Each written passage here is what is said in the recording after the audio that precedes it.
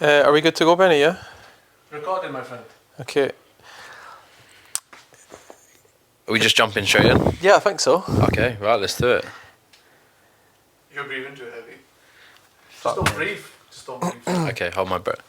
What about now? Perfect. Okay. Okay, good to go? Rolling.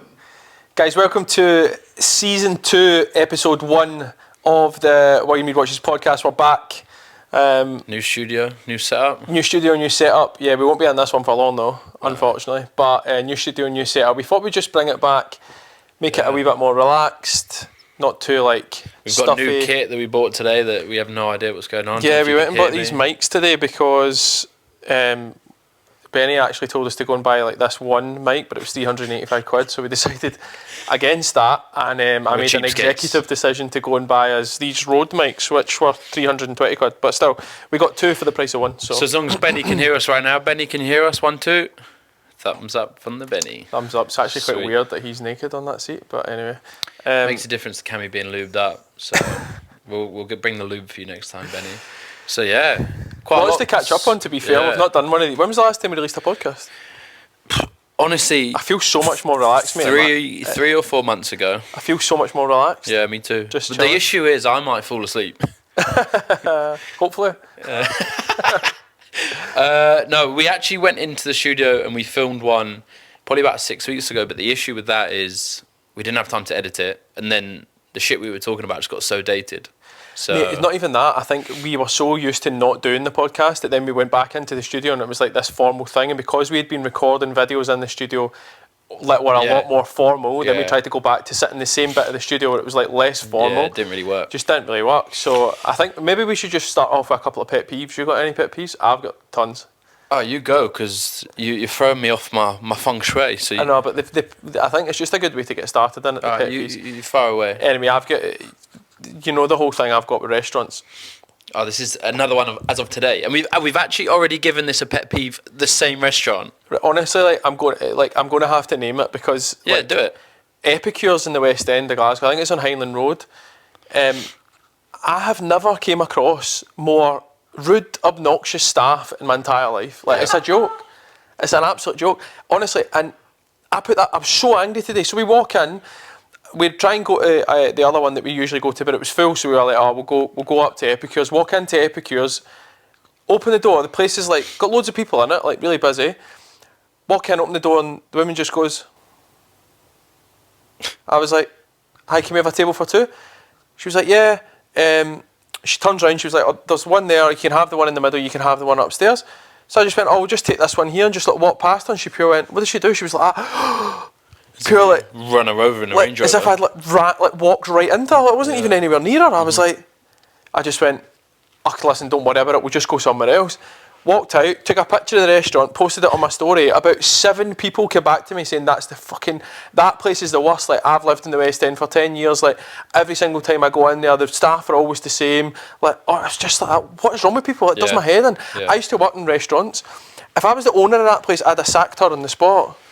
Because you walk in, I don't know if maybe it's just us, but like maybe everyone else has a great time, but They you just walk in, hate like, us. surely she should be like, hi, morning, how's doing? You're looking for a table for two? Like, you're not asking for it, do you know what I mean? Like, roll out the red carpet, but just like a nice warm welcome. Like, you want a table for two, you're in for just a coffee, do you want a pastry, you're in for some food? Like, just none of that. Cold as ice. But that is the second time we've given them a shout on the podcast. We didn't even name them the last time. But yeah, it's about time they got named. The guy that works in there's an arse as well. Yeah, he's a twat. But that absolutely riles me as well. Yeah, so we had that as of today. One that we had recently, we were driving down to Leeds to go and meet a client, I think it was, and it was like 6 o'clock in the morning or something, and both of us were parched for a coffee. Saw on the service sign, Starbucks, pulled off on the motorway, get into the petrol station, and it is literally a Starbucks machine. You can't call yourself a Starbucks. You can't advertise for Starbucks if it's a machine. No, it's a machine. It's And not it only has like skim milk. Yeah, so that was my pet peeve of the day. You done yours? I'm done. Yeah, done. Cool. Well, what we'll do is, like William said earlier, there's a lot changed in the whole WRW setup, which obviously I think majority of you had seen. We will go into detail about that because it's all we've been asked about within the last, since it launched, to be honest. But we'll go back to true pod style let's just talk about some shit we want to talk about, and then we'll go into the serious nitty-gritty stuff after, yeah? Cool. So, this was quite a nice thing, actually. William came to me with ideas, which is the first time for the pod's history. So, I'll let you take it away. The topic is Oasis tickets. Mate, honestly, I seen this on the news yesterday morning. So, Ticketmaster have obviously in charge of selling the Oasis tour tickets for 2025, right? And they are trying to clamp down on ticket touts, basically buying the tickets online and reselling them at a higher price. So just to give you a rough idea, I think how much are the tickets normally? Maybe like 100 odd, 180 quid, 150 quid, something like that, right? Which is still pretty expensive for a ticket, but you would pay it because they've not toured for who they decades, right? So like you would be buzzing to go and see Oasis, as many people were. So they were clamping down on the ticket touts. You know, you go online, Ticketmaster, tickets are a couple of £100 to buy. When I priced to buy some, like through someone that I know, they were like £400 or £500 to buy.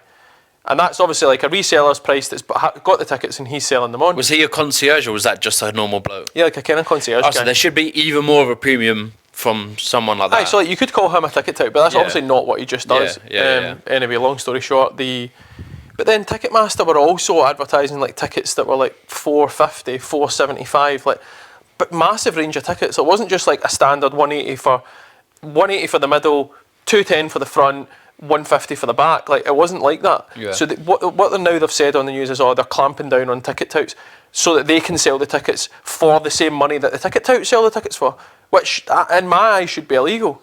They should have the tickets at a set price, and then when the tickets sell out, they sell out. Alright, I get the thing that people have got bots buying tickets and whatever, like that shouldn't be allowed. But if somebody buys 5 tickets and then they all of a sudden 3 months later 2 of the people can't make it, then what are they supposed to do? We'll give the tickets back to Ticketmaster so that they can then sell them for £500 and just return the guy back his £180. Well, like, imagine like the Travis Scott's release, right? You buy them through Nike. Nike are like, right, we're stopping all bots. No one can resell, yada, yada, yada. And then all of a sudden they just start selling them for £400, £500. You just wouldn't see any other companies do that. I just can't, honestly, it's just like, it does my head. It's just like they are trying to push their weight around to say that you're not allowed to earn the money, but we should be earning the money. Yeah. It's just like bullshit. I just know. I seen it on the news this morning and I was like, scrap. Rile you up? Another pet peeve? A couple of things riled me up today. That whole restaurant thing drives me insane. I just can't understand why people, for the life of me, I can't understand why you would employ someone who's an arsehole. Not so much an arsehole, but just is not welcoming, isn't happy, isn't... Like, it makes such a difference when you go in somewhere and someone's like, hi guys, how you doing? You're just looking for a table. It's harder work to be like that, in my opinion. It's honestly so long. I was just looking at her like, are you having a laugh? It's almost like they're not trying to get people in. And also, do you know what else annoyed me? Another pet peeve, actually. I viewed a flat a couple of weeks ago. Went to see it, got back to them straight away, made an offer. Basically, like, made not a cheeky offer, but an offer. Like, I was doing something... I was basically closing quickly and paying a chunk, whatever, and but in return for a small discount. Yeah, but in return for a small discount, right? So I was like, fine. Went to see the flat, blah blah blah. Get back to the people straight away, and the letting agent. He's like, okay, I'll go and check with the owner and I'll come back to you. So that was fine. 2 days go by, nobody gets back to me. So I'm like, right, I better phone them. So I phoned them up. Hi, how you doing? Just looking for some feedback. Oh, has no one phoned you back? I was like, no. And they go, the owners decided to go with another offer. So I was like, all right, whatever. Anyway, we're sitting in the office today scrolling through Rightmove and the flat's still on. So I said, phone them and see if they're still taking viewings. So he phones, still taking viewings. So I'm like, I'm going to phone the guy back. So I phoned the guy back. I said, listen, mate, I viewed a flat a couple of weeks ago, made an offer. I said, nobody come back to me. He went, yeah, they've accepted another offer. They're actually currently not taking any viewings. I went, well, that's a lie. I said, because my pal phoned you 5 minutes ago and asked to view it, and they said you would do a viewing. It's just like terrible service. Yeah. Like these big companies, like it's just common courtesy. Somebody makes an offer, go back to them and say, listen, it's not for us this time. Like, if there's anything else we can help you with, like, blah, blah, blah. It's just terrible service. Customer service, shocking. William, topic 2 was Laura Piana. I know. Oh, that's a funny one actually. So, it's this jumper. So I went into Zara a couple of weeks ago, and whatever, I seen this jumper, so I was like, it's actually cool. Bought it, put it in my cupboard, and forgot I had it. And then I brought it out the other day, and I put it on me like quite a cool outfit, Cole Buxton's, blah blah blah. And I was like, this is quite a nice outfit, sits quite well. So I took a picture, put it on my story. about 100 people messaged me, right? Maybe even more than 100 people, and I'm not saying that to be big-headed, but like everybody was just like, oh, where's the jumper from? Where's the jumper from? Where's the jumper from? So I was like, I've just fucking got it. Like, if I start telling everybody where it's from, then everybody will go and buy it, and then it'll just be like, you're all walking about with the same thing on. So anyway, Glasgow's quite small as it is, so things like that do happen. So I was like, oh fuck it, I'm just going to tell people it's some Loro Piana, right? It's not to try and be a dick, but I was just like... straight out. You wouldn't even Google that, would you? Nah, but that's what I mean. So I was just kind of like, throw people off the scent a wee bit, like, don't really want everybody wearing the same jumper as me.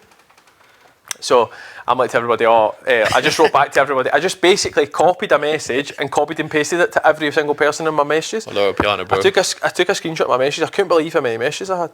I was like, Laurel mate with a wee salute, right? Like Laurel mate with a wee salute emoji. So I just replied that to everybody. So if you got that, you've been buoyed off. So I just replied that to everybody that asked me where this was from, right? But it's obviously 40 quid for Zara, but like to the untrained eye, it could be from Loro Piana anyway. But not because I was trying to be a dick, just because I wanted to wear it for a couple of weeks and not have the full fucking place wearing the same jumper as me. Anyway, but a few of the boys that asked me that I'm pally with, like obviously said to them, oh, it's from Zara, mate. Anyway, I put on my close friends like a screenshot of the messages, all the messages that I had for everybody, and just said like, definitely told everybody that messaged me this is from Loro Piana, but if you're on my close friends, it's definitely from Zara, like chestnut checkers I wrote at the end of it, and like loads of boys that are on my close friends are like laughing and that, whatever. But anyway, so the boy that works in the barbers that I get my hair cut, he's one of his clients came in, and the boy that works in the barbers was one of the boys that asked me, but I know him, so I told him it was Zara. So he's went and bought the jumper for Zara. So he's standing cutting somebody's hair, and his next clients come in, and the guys went, where's that jumper from, mate? He's like, he went, oh, it's just for Zara, mate. He's like, that fucking William Reid told me it was for Loro Piana. So then I'm like, it wasn't until like 3 days later, another boy that I know said, told me, he was like, oh mate, it was so funny, I was talking to Henzy the other day, and he said that boy came in and asked him about the jumper, and he told me it was Susanna, and he said, oh William, I went, I wonder if Henzy said to him, he told me it was Susanna, and that's the only reason I got it. But see, to be fair, I actually don't think he will have. So the guy probably just thinks I'm an absolute prick, but I've actually told everybody that it was my pal where it was from, but that's anyway, what matters. I thought it was quite funny. And on Loro Piana, you had the luxury of seeing the New Balance collaboration. Yeah, the new LPs are nice. The sorry, my phone's just gone off in the background. Just Eat notifications. Oh, good. What were you eating? Don't know. I've not had a Just Eat for ages. The new Loro Piana New Balance. Yeah, it's something like 1,000 pairs. Cool. I had them in my hand at the weekend. Yeah, really cool. I think it was 1,500 pairs for £1,500. Nah, the 1,400 list. Oh, there you go. Retail price is 1,400 quid. Big sizes are selling for like 4.5 to 5 grand. Like not 9s, worth it? 10s. Worth nah. it? No. No Drop. chance. Copy Well, it's a drop. pair of shoes, isn't it? Right. So what are you going to do? Buy them, not wear them, and then they fall apart in 10 years? Well, hopefully they wouldn't. They're Loro and New Balance. New Balance are already really good quality. So. But what's the point? Like, I don't know. Unless you've got money to burn and you just fancy buying a 5 grand pair of trainers for yourself, then fair enough. It's a really cool present for someone. Like if someone's big birthday coming up or a Christmas coming up and you wanted to buy your girlfriend like a size 5 or a size 4 or whatever, then you could get them for like 15, 16, I think it's just an 1700. Arab crepe, to be honest. I don't see anyone. They're cool, but like about I just don't know if you rocking would. I don't know if you would get the wear out of them for the price. Like I wouldn't be buying 5 grand pair of trainers and then being like, don't know what to wear. Like it's a weird one. It's like a sunny country shoe. As we haven't caught up in a while, let's talk about your recent trip to Italy. So you had a client that plays Serie A. Yeah, we had a client that played Serie A. I just went over. He had some watches to sell, so I just went over to see some of his watches that he wanted to sell. Caught a game, but actually missed the game. He went for the game and missed it. I know him. He obviously used to play in Scotland. He's played in Italy for a few years now, but great boy. Good laugh as well. We went out for a bit of dinner and had a bottle of wine. It was a good night. But so basically he was like, come over. So I thought he was like, come over for the game. So I thought I may as well make the most of it. I'll go for 3 days. And I always wanted to go to this place called Forte de Marmi. Like my ex-girlfriend used to rave about it all the time. So I was like, I really want to go there. Like I've never been before. I've seen pictures of it. It looks incredible. Like I'd love to go. So went there. I went there myself. Just jumped on a flight. I think the flight flew me into. You flew into Florence, Pisa? right? Pisa? Did I fly into Pisa? Sorry, Benny. What'd you do? Rob a piggy bank? Benny, the director's just had a scramble in the background there with all the coins fell out his pockets. But no, I went there. I flew into. Was it Pisa Airport? You might have flew into Pisa, yeah. Pisa Airport. I got the flight from Edinburgh to Pisa. Get off at Pisa, and then I jumped in a car to Forte dei Marmi. Stayed in a nice wee hotel. Just stayed myself. Went a walk down. Had a beautiful bit of dinner, and had a lovely wee restaurant. Kept getting mistaken for being Italian. They kept giving me Italian menus. I was like, sorry, I don't speak Italian. I'm actually Scottish. So sorry, Hen. I'm actually Glaswegian. That was nice. I had one night there myself. Got up the next day. Got to the train station. Got the train to Florence, which is where the boy stays. So got off the train at Florence. I was in Florence Friday night. Saturday night the game was supposed to be on the Saturday. So knocked about Florence a bit for myself. Done a bit of sightseeing. Went for a couple of beers. Had a bit of lunch. You know that way, like once you've walked about, I was kind of just like, right, like I'm a bit bored now, so I'll just go back to the hotel. I'll lie in my bed. I'll watch a bit of my iPad for a couple of hours. Maybe get a couple of hours sleep. I'd been travelling. Then I'll go out for dinner later myself. So getting back to the hotel, sitting on the couch, and I'm like, so I better check for this travel tomorrow for the game. So I've checked on blah blah blah the game. What time? It says kick off 6 o'clock. I'm like, it's 5:15.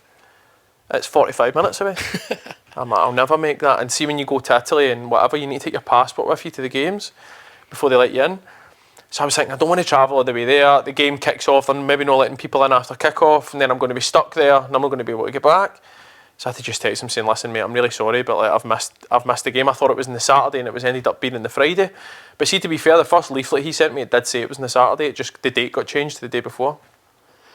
And I never knew, so that's basically what it was. And then rather than stay this Saturday, we went out for a bit of dinner and had a bottle of wine. But it's cool, he speaks fluent Italian, but he's obviously Scottish, so like, you just get taken so much more seriously in the restaurant. So you walk in, he's fluent in Italian, they're just like, oh, sit down, have whatever you want. But obviously, if that was two Scottish guys going in at like 9:30 at night, they'd be like, no chance mate, we're shut. Do you know what I mean? No room in the inn.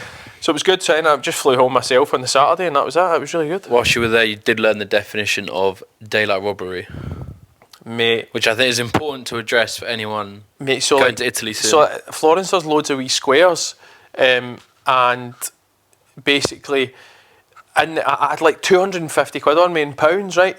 But I was like, I just fancied having like some cash on me in case I wanted to buy like, I don't know, like a fridge magnet or fucking like whatever. Like, what do you buy when you're on holiday? Like a fridge magnet. Daft stuff like a wee postcard. Like a cock beer bottle opener.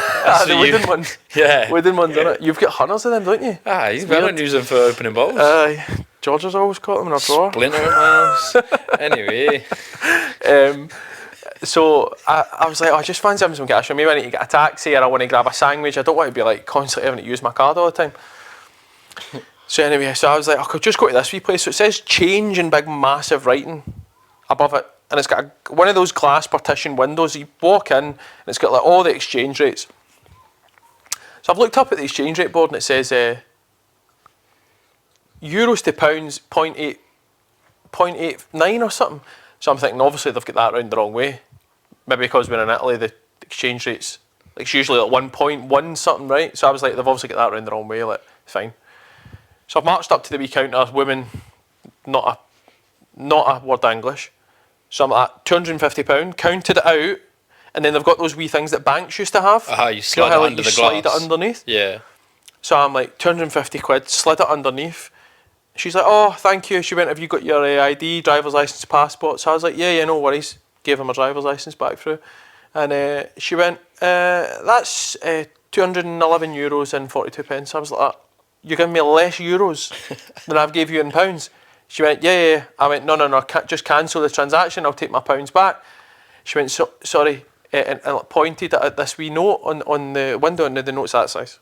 Like a big, massive fucking glass window. This wee fucking note's down there like that, and it says, once the money's been handed over and you've handed over your form of identification, the sale is final. You can't get your money back. So they don't tell you that when you walk up. They just say, thank you very much. If you've got identification, you give your identification. As soon as they've got that, then they're not giving you the money back. So she's like, I'm not giving you your money back, I'm giving you your euros. I'm like, bummed. But she's not speaking any English. I'm like, no, I want my money back. She's like, no, you're just getting euros. Like, she's like, no, read the sign. What, they say there's two posts standing there? I'm like, is this a joke?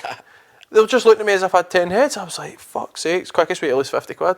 I was raging. But imagine you go up to that, but like, when you went up to that and you're like a family of four and you've got like £1,000 on you, you give it over, you've lost 200 quid. Yeah. Just for no reading a tiny wee sign. Yeah. Like, that's got to hurt the tourism industry over there. You'd hope so. It's Piss not. people off. I was there, 2 weeks before you, and it's fucking bouncing. Piss me off. Yeah. Like, you know, don't get me wrong, it's bouncing because it's beautiful, but like, Yeah. it's just something stupid that you would, like that you would think they wouldn't have that. Yeah. It should just be like, I don't know, it shouldn't be allowed. But And one daylight robbery to another, Tunbury Golf Course, that has now jumped up to what is it, £1,000 a round of golf. Is that a head or is that a 4-ball? That's a head. £1,000 a head. I think it also includes, or they've now tried to justify it as including a night in the hotel. Which, if that is the case, it's not that What's bad. a night in Tunbury? 300-400 quid? Probably, yeah. So it's 600 quid a head for a round of golf. Yeah. Have you played it before? I've never played Tunbury. No. So I I've always never- get invited up by one of my clients, but he's always trying to invite me up at fucking 6:30 in the morning. Tee off time 7:40 AM. I'm like, mate. No. Well, I mean, I need to get up at 4. Do you know what I mean? Like, you're knackered driving to it's an hour and a half away. Yeah. Knackered driving through the tee off. He's rolled out his bed, walked to the first tee. I'm like, mate, it's too early. Like, I want to tee off at 10, 11. I mean, everyone I speak to from up here who have played like a lot of golf, they do say, like the Elves is It's supposed to be the arguably best. the best course I've ever played. Yeah, it's supposed to be the best, but I wouldn't maybe have they paid can 600 quid for justify it. any round of golf unless it was like Augusta. Yeah, nah, that's Sawgrass or something like that. No, 600 quid. And then you go there and it's pissing rain, howling wind, like you lose 350 balls. Like, what's the point? All right, we'll jump back into that then. Losing 350 balls. We had the privilege of playing Royal Troon. I think it ended up being 2 weeks before the Open, but they closed it that night for it was like the last members tee off we basically Last had. So we members went tee off at off, about 5 o'clock in the evening. Grandstands up. Grandstands up. I mean, the course was like immaculate, like it was like ready for the tournament, and it ate me alive. I think I bought a big box of balls. So what's that? 24 balls. 24 now. I lost 21. See, the problem is though, see when they're getting tournament ready, the rough's so high, Oh yeah. so overgrown. Yeah. So like, unless you're in the fairway, you have the high chance you're going to lose But your even ball. when you knock it on the fairway, it's like links golf, right? So the ball, if you don't catch a mound at a certain position, the ball's gone. That's what I mean. Like even your yardage control into the pins and stuff like that. If Yeah. you're 5-10 yards out, like which obviously as amateur golfers you are all the time, like you're miles off the back, Yeah. or you're short, or like you're bouncing into like the rough at the side. You're just losing balls 24/7. And it was 30 miles an hour wind. Aye, It was tough. actually that was the quite hardest. nice. That was the hardest course I've ever. In fact, JCB was harder, but Yeah, that was the hardest course I've ever played. Yeah, but it was like you do get butterflies. You're walking up 18th. I mean, Oh, there the is no one grandstand's in the up and that. grandstand. It is amazing. Now. But you actually played really well around. Not bad, actually. But then we did play JCB again, maybe like 3 or 4 weeks after we played Troon summer. In fact, no, it was we played it the Thursday, Friday after Liv was there. Mm-hmm. So again, you're playing a course that's like tournament conditions. I actually think that they'd like stopped letting people play to let the ground recover, but we got a plug. Mate, that was amazing. Like the setup they've got in JCB is basically just like a fuck you project. Like the people that own Yeah. JCB, they've basically just gone, we've got so much money, we're going to build this incredible golf course, not let anybody play on it, Yeah. and then just build these amazing big lodges all around the golf course, have the best practice facilities, the best clubhouse, the fucking world's worst pro shop. Sorry. Agree. Horrendous. Not Yeah. one thing in it apart from JCB memorabilia. But it's like the big yellow logo. Big yellow logo on a fucking Yeah. on a polo shirt. Do you know what I mean? No clubs, no any half decent balls. I went to buy socks for the pro shop mix. I'd forgot my socks. No socks. Yeah. They'd no. All they had was like absolute turd stuff. Like Yeah. I was expecting it to be a lavish pro shop. Like Yeah. I suppose, but see, they don't get anybody going. Yeah, but Nobody this is plays it. Why, then what's the point? Yeah, exactly. I mean, what it is, so you pull up, you drive up, and like the car park's full of obviously like no smokers, and then the guy comes, he takes your club straight out of the car, and he goes, right, I'm going to put them on the. Are you going to hit balls? You're like, yeah, we're going to hit a couple of balls. Right, I'll just put them on the range for you. How So nervous were you on that? Oh range? yeah. So you Shaking walk Stephen. through and like the glass doors open, you walk through the building and then you walk through straight through the back of the building, glass doors Yeah. open, and that's you in the driving range. Yeah. The driving range is all grass. Uh-huh. Liv had just finished on the Thursday, we played it on the Friday, so it was pristine conditions, sun scorching. There's loads of people there because people had been doing the Liv stuff, then had stayed over and played the following day. Yeah. Mate, how nervous were you hitting ball? I couldn't hit a It ball. was more the fact the guy is behind me cleaning my golf clubs, watching me hit. I couldn't hit a ball. He's there cleaning my 9 iron, Yeah, I was watching with an 8 remember your iron, dad. shank my So 8 you're iron. like, so you walk through the bit, the guys, the caddies bits there where he's like cleaning your club. So I'm like, get to the other end. get down that other end before we make an absolute cunt of this. So there's about 25 bays, but they're all just completely open. Like there's no sides in the bays. It's just like wee JCB things on the grass, and then a bit where you can put your bag. But they're all open, so you can see what everybody's doing. So I'm like right down at the very end. So there's the last 4 bays is Richard, who's Josh's dad's pal, Josh, me, then Colin, who's Josh's dad, and Cole's that so funny. He's battered one right off. He's hit his first shot, and there's a big, massive JCB board beside, like 10 feet in front of him. He's clattered a ball off it, like it's went, dum, and like the whole place is like that, looking like, and then it's so funny. He just reloads, laugh again, reloads again, fucks it right off the board again. I was like, this isn't looking good for any of us.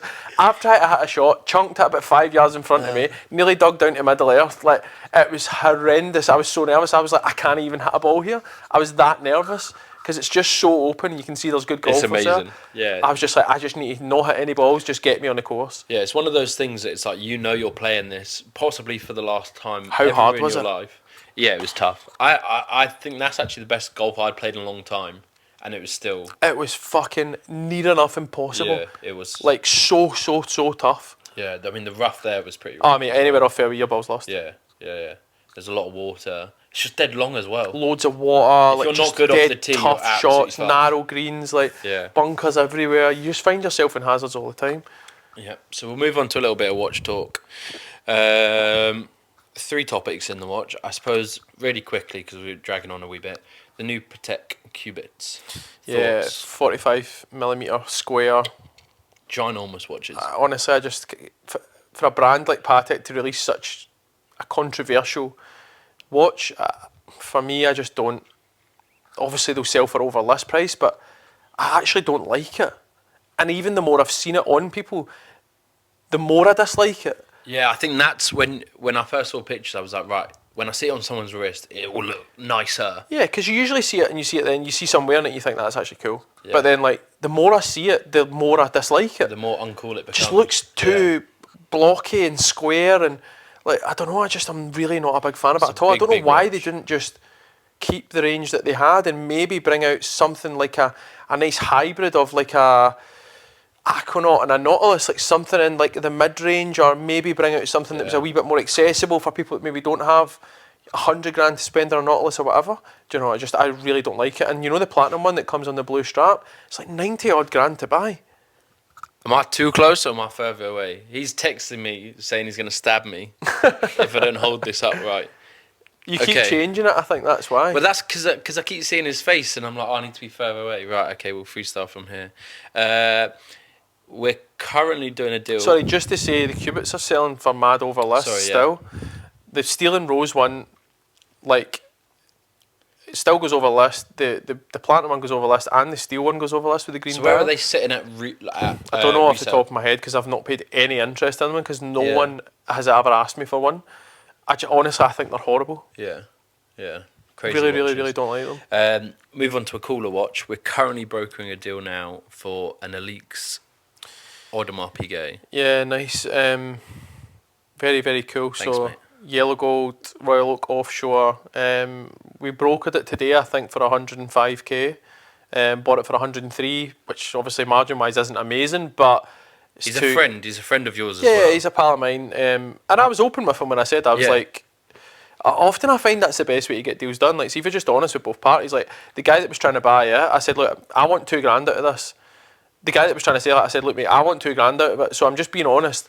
I'm going to tell the guy it's 105. I want $2,000 and I'll return you 103. Yeah. And he was like, yeah, that's fair enough. And I told that to the guy who owns the watch, and I told that to the guy that was trying to buy the watch, and we ended up making the deal happen. But we just need to try and get the watch to the UK. I was going to say, the Friday. deal is about to happen unless we can't get it from we need to get a watch. The deal's done, it's signed off, it's closed, but we just need to try and get the watch to the UK before Friday. And then we'll stay on the topic of Audemars Piguet. I'm currently dealing with quite a high profile individual, I would say, who has bought and that's the thing. Do you know, I think I know what you're going to say. You're going to talk about this 15500. Yeah, you can take it away from here. Yeah, so it's not a 15500, it's a 15510, right? Which is the Royal Oak. It was initially introduced as the 50th anniversary, which were made in 2022. but now the 15510s don't have the 50th anniversary rotor in the back because I think they were only made for a year. So now they're just regular 15510s, which is just the movement change from the previous model. So you initially offered us it, when was that? 3-4 months ago? Yeah. Hi mate, will you be interested in buying this? I said, yeah mate, like I'll give you... Might not have even been there. Might have even been 2 months ago. I said, yeah mate, I'll give you 30 grand for it. And he, bear in mind, he'd only paid like 24, something like that. And he came maybe back. Maybe a little bit more, maybe 27 or something. He came back saying, oh nah mate, like it's worth 40 grand, like blah blah blah. Whatever. So I was like, alright, like maybe he's looked online and seen some inflated prices or whatever, like that can happen sometimes, it is what it is. So I was just like, look mate, it's not for us. Like I've sold one recently, I know what they're worth, like I had it for a little bit of time. Here's what I want to pay for it, and he just disappeared and never really got back to us. And then he messaged you yesterday saying, will you buy it for 30 grand? So I was just like, sometimes, you know, like see when I was selling my last flat, like rather than negotiate with the estate agent, I was just like, do you know what? Take a leaf out of my own book. I tell people to let me do my job and try and I can do my job to the best of my ability if you just let me do it. Yeah. Like I just took my leaf out of my own book and done that and let the estate agent, I never negotiated. I just said, yeah, if that's what you think's fair, let's do it. I'm going to leave you to it. And sure enough, they got me a great deal. So sometimes you just like, I'm not trying to take people's pants down. Like you're trying to earn a little bit of a margin. You don't want to have the watch in stock forever. You want to sell it at a reasonable price so that the client that's buying it's happy, the guy that's sold it's happy, and then you can move on to the next one. That's the thing, and I think people when they actually inquire with us and see the price of our stock, like they are very, very fair. So anything that we've got in stock is arguably at the bottom end of market value. Yeah. Like if you go on Chrono and you filter it, The thing is now, like people aren't buying at, you know, those big numbers. People want value. The sales are going to the watches that are the newest and the cheapest. But this is it. I think it's quite apparent we're not pulling people's pants down. Yeah. I think because maybe we do sell on the lower end of the market value because we are trying to get in and out of watches. Our business is to sell watches.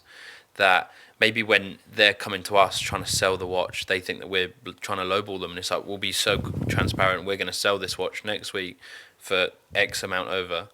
If you think we're going to do it for double that, you can think again, like, it's just not our business.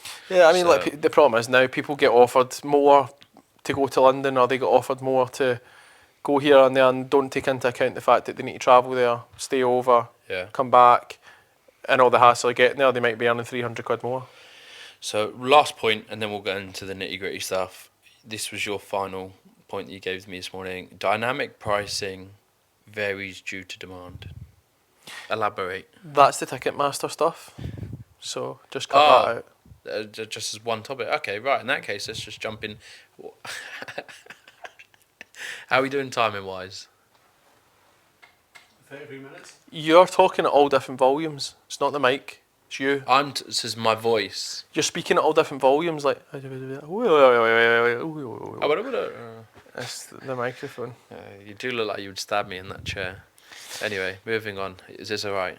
You happy with me? You're now talking so. Right. You're talking so quietly. Yeah, mate. but now Why I'm going to try and maintain. It's alright, but then you'll be like, here. I'm going to try and maintain this. If you're happy. Just stop speaking like you're about to fall asleep. It's difficult on this couch. Comfy couch. It is, mate. Casting couch. Anyway. About 2 years ago, William came to me with this idea of setting up an online course, which I didn't really know how I felt about it. Hadn't really heard it. I mean, I'd heard of online courses, hadn't really heard of watch specific. Are you listening to me? Yeah, I'm listening.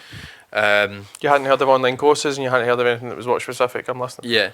So he basically came to me with this idea, and as you would have seen, well, if you follow our social medias, as of last week, we have now launched an online course. Yeah, I mean, I didn't come to you with the idea. I told you that I was writing a course, and you started working in September, and I said basically I've been working on this since March. I kind of hired you on the premise that would have been your modus operandi, would have been get the course off the ground and start helping me do that. So, to give people a bit of background on it, I mean, I think a lot of people just think it's kind of come out of left field and it's something that's not been thought through or something that there's not been a lot of effort put into. I think we need to clear that up a little bit because I've had a little bit of pushback from a lot of people in the industry, which is fine. Like, I get that. Well, we're going to touch on. We'll go into this a little bit later. So let's just start off with what initially gave you that idea. So I used to get messaged all the time, like be on TikTok, on Instagram, like, hi mate, follow you on Instagram or follow you on TikTok. Like, I'm 21, I'm really interested in watches, I watch all the YouTubes, blah blah blah. Like, what's the easiest way to get started? And I used to always just say, just start.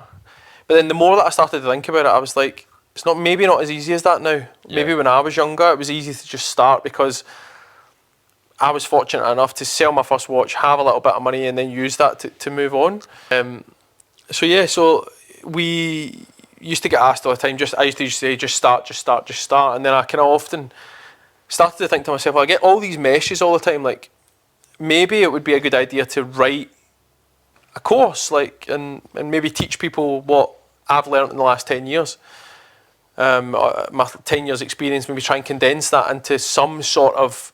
I mean, it was very primitive, the first iteration of it. I was just like, I'll just start writing something and then we'll see where it goes. Yeah. And then as I started to write the course, I started to realise, like, once you start talking about each subject and you start talking about buying, selling, sourcing, creating an online brand, like all that stuff, it ends up so long. So I ended up writing a course on Word. I just used to write it. It took me 4 or 5 months to write. I ended up being like 60,000 words, which is a lot of words. Yeah.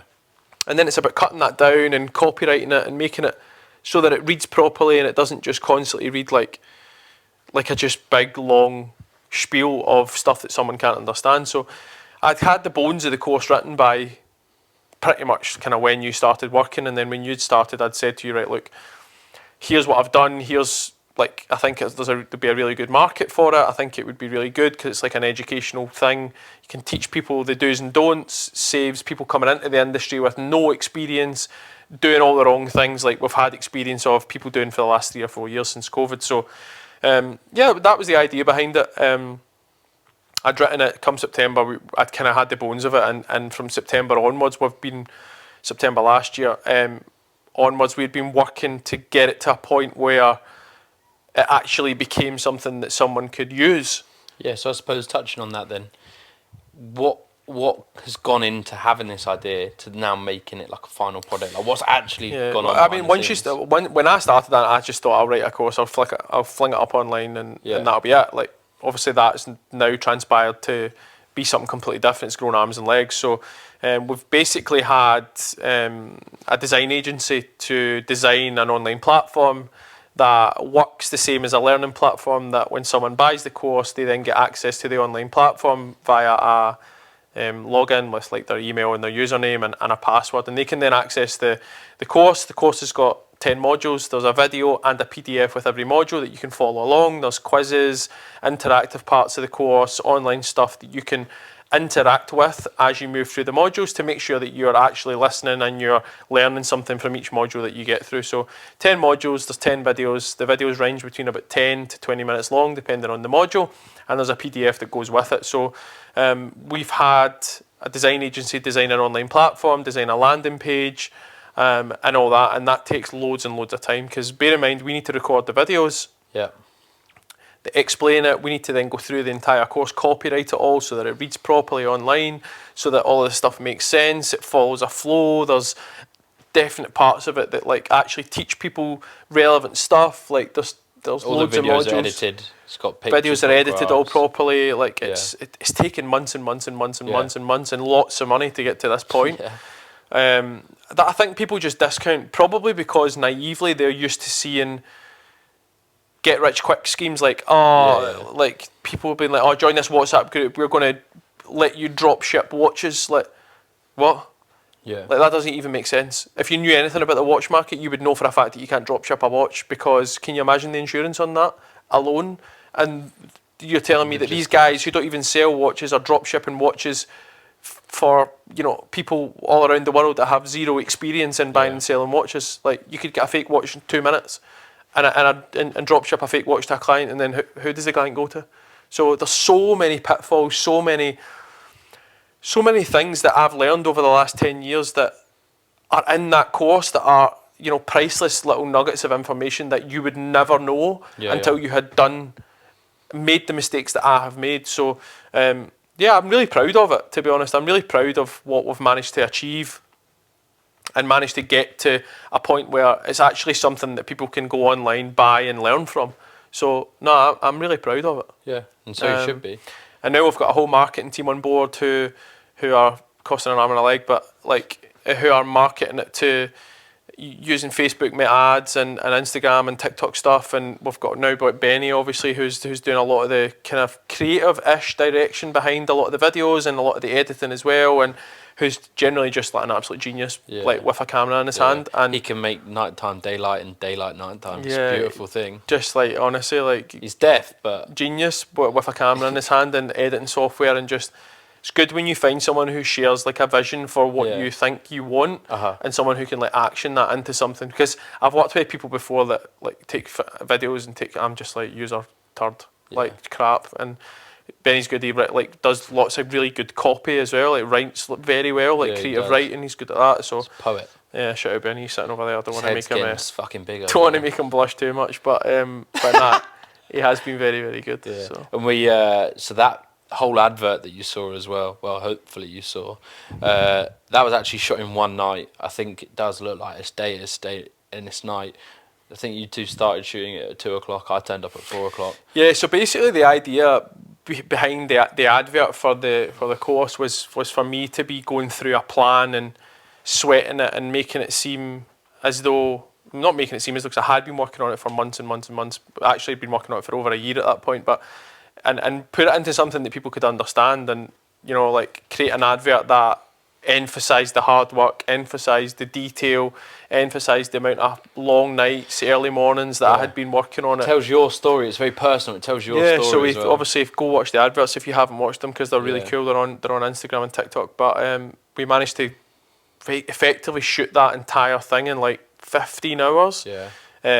Lots of different outfit changes. Yeah, actual gold tier footage. Yeah, it's like an hour and 40 minutes. Yeah, we got an hour and 40 minutes out of that footage, and from that we cut that down to probably 5 minutes worth of actual videos. Shorts, yeah.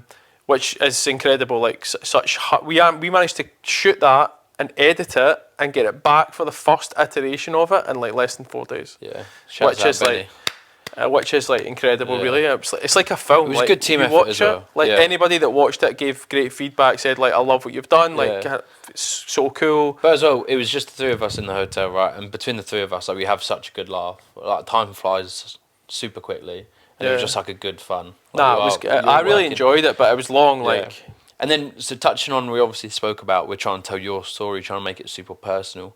I think for those who are like avid watchers of the pod, you already know. It's the question he gets asked the most, but how did you get started?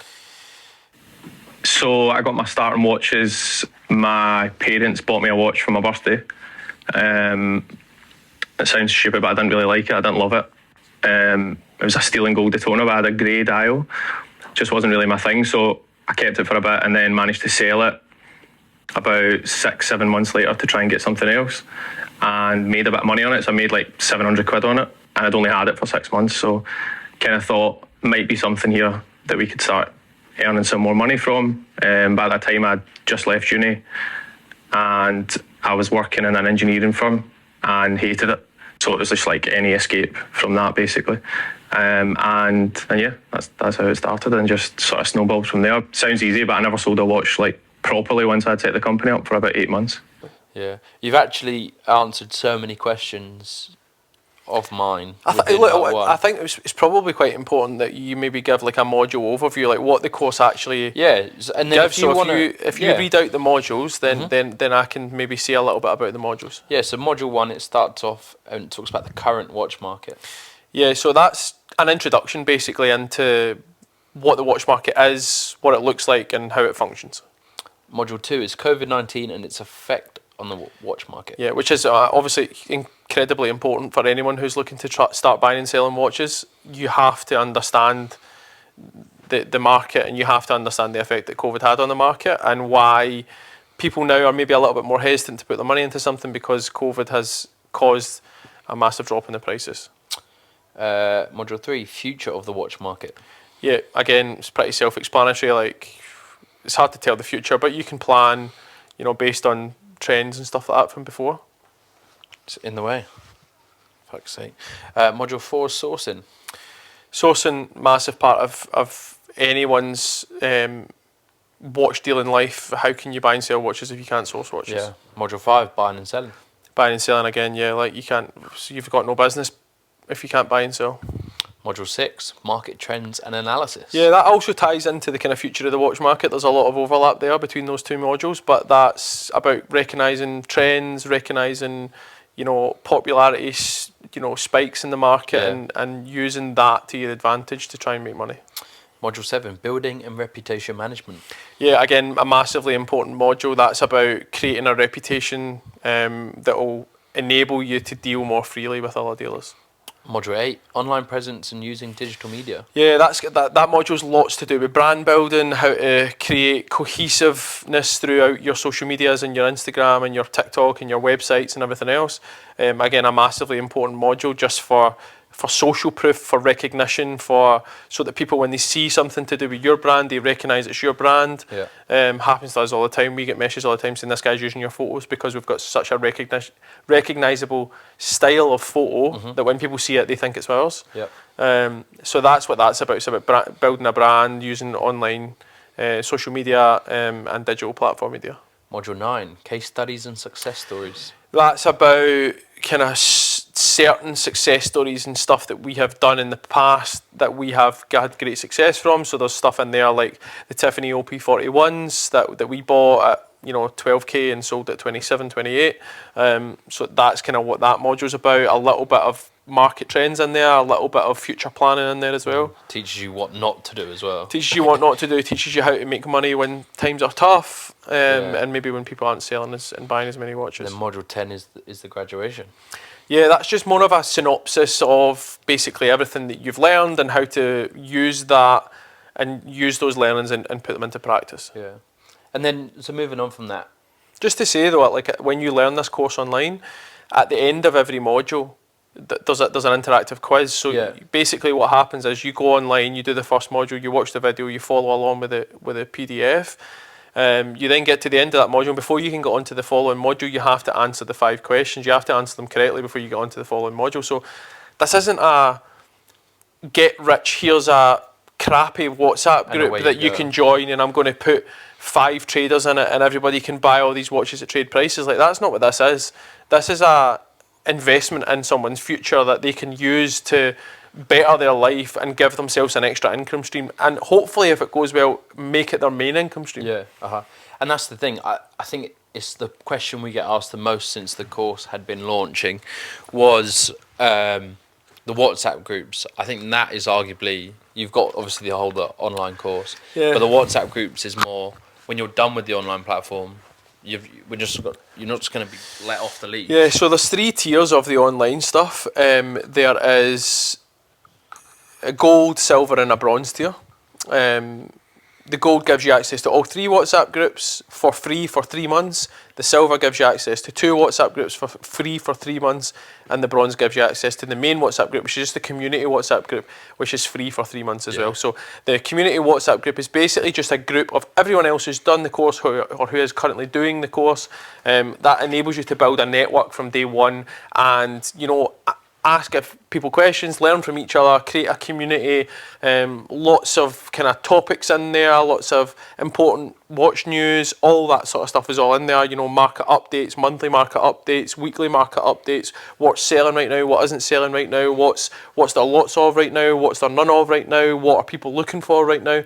So that's what the community group's all about. The buying and selling group is for us to offer watches in that people can profit from and sell on to their clients, and also for others who are within the community to offer their watches in for sale so that we can buy them and other people in the community can buy them. Yeah, it's just trying to give people a big head start, really. Yeah, I mean, it's trying to make the bubble bigger than people think it is. Like, you might not think you can make money on something, but I can't tell you the amount of times that from groups that I've been in for the last 10 years that I've seen something, thought I know someone for that, sent it to them, they've bought it and I've not had to do any work. And then the last group's a sourcing group. So if you're looking for something in particular for one of your clients or whatever, you would put in a sourcing request to that group, and then from that we would take that sourcing request and find that watch for you effectively. So £50 a month for the community, £25 a month each for the buying and selling and the sourcing, and that only kicks in after the first 3 months, because the first 3 months are free, because we're trying to prove to people that it's worth it, right? So we want people to sign up and go, do you know what, that's really good, that group. I'm so glad I'm in that. I'm going to keep continuing to be in that. You can have the community group on its own, you can have the community and the buying and selling, or you can have all three. They all work independently from each other. The only one you need to have is the community if you want any of the other two, and that's it. And I think if you buy a watch from the buying and selling, it's important to note that if you sell that watch, you've paid for your course. Everything from there. Yeah, I mean, look, within reason, like you're not going to do that every single watch you sell, but it's the course minimum cost is 1,600, right? So yeah, you could effectively make that from the first deal you do. People underestimate that. So it's, look, if it was me and I was thinking about seriously doing it and I wanted to make a little bit of investment into my future, then I would buy the course and I'd be saying, right, look, if I can get my money back once I've completed the course and I've been in these groups and I've been trying to buy and sell watches for 3 months, if I can get my money back, then I've learnt a new skill for free, and then anything after that is all free money. Yeah. And it's not something that's going to take up 24 hours of your day or going to intrude in your day job. It takes up as much time as you want it to take up. If you want it to work for 10 hours a day, you can do it. What is it? No, so he's put us a good cue here. The split payment Sorry, let plan. me just say, if you want to work for 10 hours a day, you can do it. If you want to work for 3 hours a day, you can do it. If you want to work for 20 minutes a day, you can do it. If you want to be on those groups 24/7 looking at stuff, then you can do it. Yeah. So it's a good way to do it, and you're just about to ask about if someone can't afford to do it, what happens. Correct. So basically the initial cost is 1,600, that's the bronze package. It goes up to 1,725, so 125 quid difference between the bronze and the gold package. So if I was someone, I'd buy the gold one.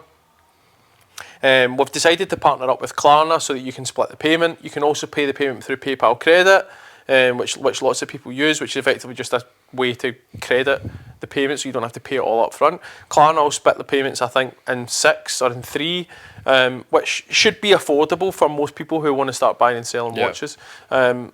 I know it sounds like a lot of money straight off the bat when you say £1,500, £1,600, especially this close to Christmas, but it's an investment into someone's future. It's a skill that you can use for the rest of your life. It's not something that's going to go out of date in a year's time. Potential to completely change your life. Yeah, I mean, look, I'm the prime example. Like, you've been working here for a year now. You're another example of it. Like, umpteen people get into this business and fall out of this business because they make silly, stupid mistakes that you could easily avoid if you had a little bit of education and you could learn from someone's experience. And that's all it is. It's not this bullshit like, oh, I'm going to make you a millionaire like in a year's time. It's not. It will make you money, guaranteed. There's no ifs, buts or maybes. You will be richer at the end of the year if you do this course and you start buying and selling watches than you would be without it. Yeah, and you touched on it as well. You could, this isn't for anyone. You don't need any experience in buying and selling. You don't need to know about watches. You could be at college, don't know what to do with your life. You could have retired. There's so many different applications for it. Like, someone might just want to buy it because they want to know a little bit more about the industry. Someone might want to do it because they want to spend 24 hours a day on it and really try and get themselves to a point where they're an established business in a few years' time. Another guy might just be interested in watches and maybe wants to sell watches to his pals, or maybe wants to understand how watches are priced online, and maybe he'll do it. So it's quite a big demographic. It appeals to loads of different people, maybe people that aren't just interested in creating a business out of it. Yeah. And then you mentioned earlier, I didn't want to touch on it so soon into the pod because it's juicy, but you have had pushback from our other dealers. Yeah, so obviously we launched the Wingmead Watches Academy. Like, listen, if you didn't have pushback, you'd be doing something wrong. As many dealers have told me, and many people in the industry that I speak to on a daily basis and have good relationships with, they said, like, look, if you didn't have any pushback, then you would be more worried than you are that you had pushback. Listen, I'm not going to badmouth anyone. It's not my style, but it's not surprising to me that I've had some level of pushback. I understand it.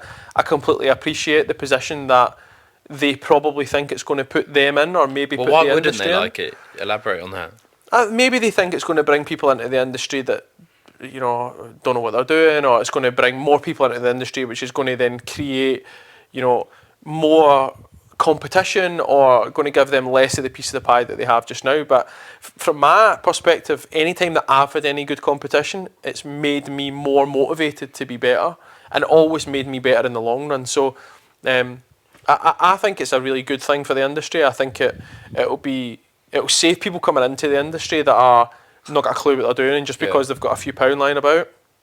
they think they can start buying and selling watches. There's people in this industry that have never done a good deal in their life, that not one of these people have been pushing back and would happily do deals with. I don't have a bad name. I've never done anyone a bad turn. I don't owe anybody any money. I've got a great reputation in the industry, and you know, I've got nothing to hide from. So I think I'm not bothered about the pushback. If anything, it'll make me work harder. So. Yeah. I mean, I think I've addressed all my questions, but to your knowledge, is there any questions that you've been getting about the course that you haven't? I think a lot of people are just a little bit concerned about what the course, you know, actually teaches, what it gives, what's the practical like part of it. Are there going to be seminars? Like, yes, there'll be quarterly seminars that you can attend. There'll be weekly ones that you can attend via like a Teams call or a Zoom call. Lots of different stuff that's so interesting, that isn't just about buying and selling watches. It's about, you know, things that are going on in the industry, you know, maybe things that are going on in cryptocurrency markets that can have a direct effect in the industry. Got new releases coming out. Like, all this stuff is all super important. So it's the structure of the course is your initial payment, that gets you access to the course forever. And then after 3 months, you choose if you want to pay £50 a month, you want to pay £75 a month, or you want to pay £100 a month, and that's up to you.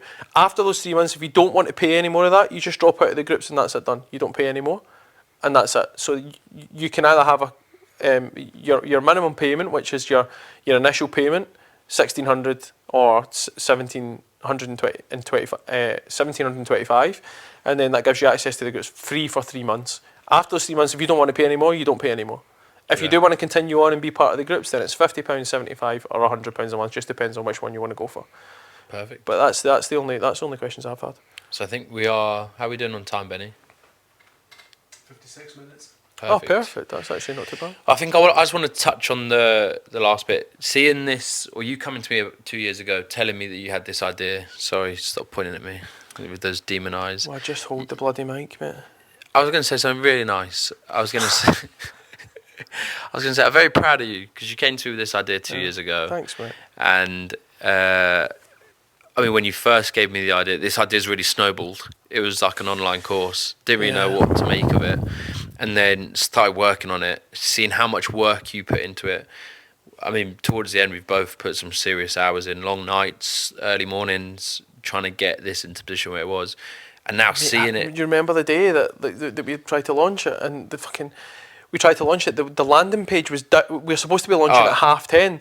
The landing page went down at 9:54. Yeah. And I was like, the landing page is fucked. With the phone, I was like to the web people, I was like, the landing page is fucked. They didn't like get it back MIA, online couldn't get until hold of them. like 10:27. Yeah. And we had nightmares. By the way, nightmares with the people that designed the platform. I'm not even going to get into that, but we had an absolute shit show with them at the end, which was a complete and utter. But yeah, man, proud of you.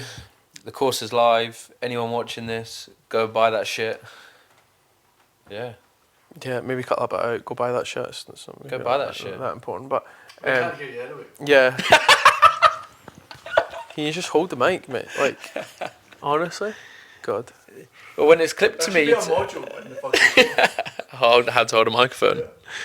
Is this too close, or is this? perfect. For fuck's sake, I haven't heard You're it. like this every 1 minute. You're like this one. You're like this 1 minute. The next minute you're like that. Next minute you're talking dead quietly like that. Next minute I'm playing a trombone. I know. Just hold it there. Right, okay, It's well, easy, like, as if it's an actual microphone. I'm done on the pod. You got anything you'd like to add?